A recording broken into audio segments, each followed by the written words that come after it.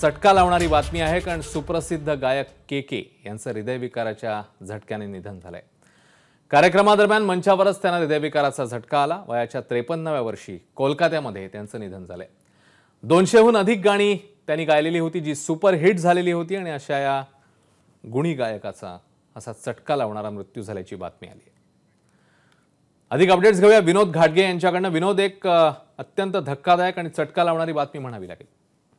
नक्कीच अश्विन, खरंच धक्कादायक आणि चटका लावणारी अशीच ही बातमी आहे। कारण के हे नाव म्युझिक इंडस्ट्रीमध्ये, मग ते बॉलिवूड असो, साऊथ असो किंवा संपूर्ण भारतभरामध्ये त्यांनी अनेक भाषांमध्ये गाणी गायली होती। आणि या वयामध्ये, वयाच्या 53व्या वर्षी आणि एक पीक असताना की एका यश शिखरावरती तो होता, आणि त्यांना अनेक ठिकाणी गाण्यासाठी बोलावलं जायचं आणि दिग्गजांसोबत त्यांनी कामं केलेली आहेत। कोक स्टुडिओ सारख्या शो मध्ये केकेनी परफॉर्म केलंय। खूप साऱ्या ठिकाणी, खूप साऱ्या अल्बम्स मध्ये, खूप साऱ्या सिनेमांसाठी केकेनी गाणी गायलेत। त्याचा स्वतंत्र चाहता वर्ग आहे, आणि के यांची अनेक गाणी आहेत की जी सुपरहिट आहेत, अनेकांच्या ओठावर आहेत। तडप तडप की आपल्याला माहिती आहे, अनेक गाणी आहेत की जी गाणी चाहत्यांच्या ओठावरती, अनेक गोष्टी ऐकायच्या होत्या, अनेक गाणी ऐकायची होती।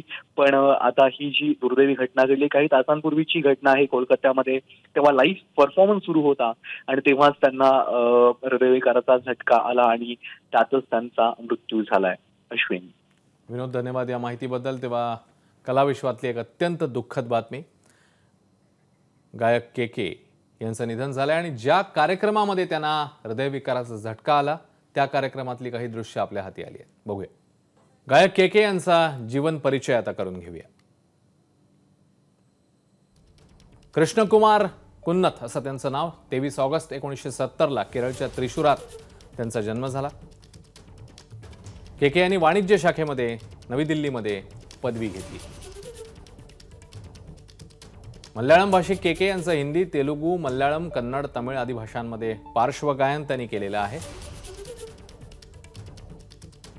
प्रसिद्ध चित्रपट दिग्दर्शक विशाल भारद्वाज यांच्या चित्रपटातल्या गाण्यातनं बॉलिवूडमध्ये त्यांना पहिला ब्रेक मिळाला।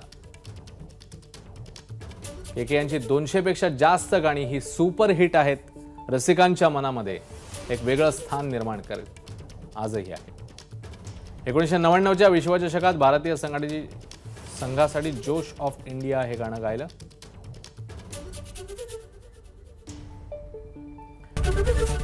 एबीपी माझा, उघडा डोळे बघा नीट।